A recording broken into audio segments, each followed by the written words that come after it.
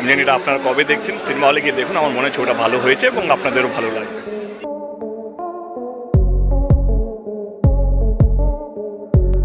ঢাকায় এলো দেব অপু বিশ্বাসের সাথে তার সিনেমার মহরতে। তো ভিউয়ার্স, এটা গুঞ্জন নাকি সত্যি? ভিডিওটিতে লাইক দিয়ে শেষ পর্যন্ত দেখুন।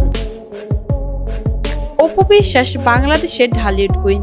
অপু বিশ্বাস অনেকগুলো সিনেমা দিয়ে মানুষের মন জয় করেছে।